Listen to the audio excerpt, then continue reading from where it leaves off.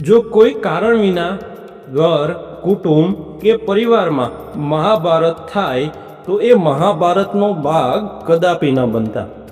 પણ એ મહાભારતમાં છુપાયેલ શકુનને જરૂર ઓળખજો. જે માણસ જેવો છે તેની સાથે એવો જ વ્યવહાર કરાય. ખીચડીને લાયક હોય તેવા લોકોને ખીર ન પીરસાય. તરસ छिपाઈ ગયા પછી ખાલી બોટલનું પણ વજન લાગે છે. વાત બહુ ઊંડી છે, સમજાય તો.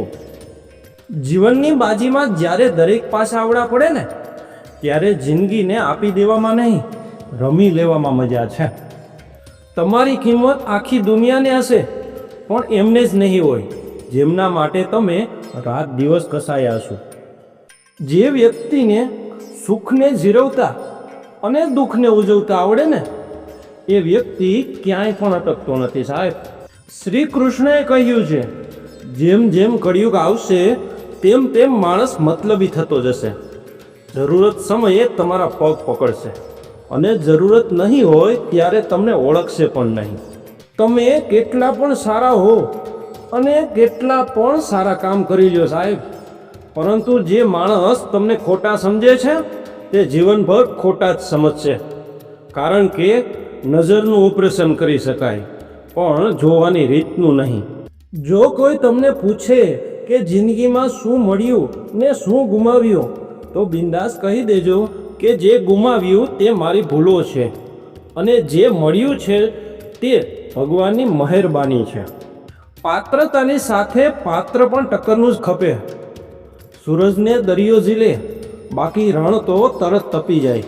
પોતાના માતા પિતા, દાદા દાદી સાથે વિતાવેલી ક્ષણોને હંમેશા સાચવીને રાખજો. કારણ કે તે ક્ષણ તમને યાદ તો આવશે પણ તે તમારી પાસે નહીં હોય. ડિગ્રીઓ ફક્ત ચૂકવેલી ફીની રિસિપ્ટ છે, બાકી અન્ય સાથેનો વ્યવહાર જ તમારી સાચી શિક્ષા પ્રદર્શિત કરે છે. દરિયામાં પાણીના ટીપાની કોઈ ઓળખ હોતી નથી, પરંતુ તે પાંદડા પર હોય તો તે મોતીની જેમ ચમકે છે. તેથી શ્રેષ્ઠ સ્થાને રહો જ્યાં તમે ચમકી શકો. દરેકને ગમવું ક્યાં જરૂરી છે? મને ગમતાઓને હું ગમું એટલું જ બસ છે.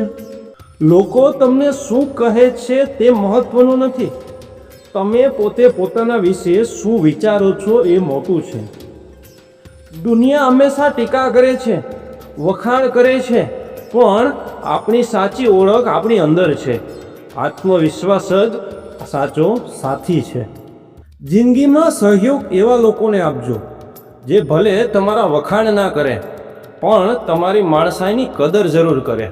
નસીબનું લખેલ બધું જ સહન કરવું પડે છે, કારણ કે મુશ્કેલી વેચી નથી શકાતી અને શાંતિ ખરીદી નથી શકાતી. દગો આપવાવાળા ક્યારેય નહીં માને કે એમણે દગો આપ્યો. ભરોસો કરવાવાળાએ જ ખુદને એ દિલાસો આપવો પડે કે મેં ભરોસો મૂકીને ભૂલ કરી. પોતાને વિશે ક્યારેય નકારાત્મક વાતો ન કરો, મજાકમાં પણ નહીં. શબ્દોમાં ઘણી શક્તિ હોય છે. જિંદગીમાં કોઈ દિવસ પોતાની આવડત પર ઘમંડ ન કરતા, કેમ કે પથ્થર જ્યારે પાણીમાં પડે છે ત્યારે એના પોતાના વજનના લીધે જ ડૂબી જાય છે.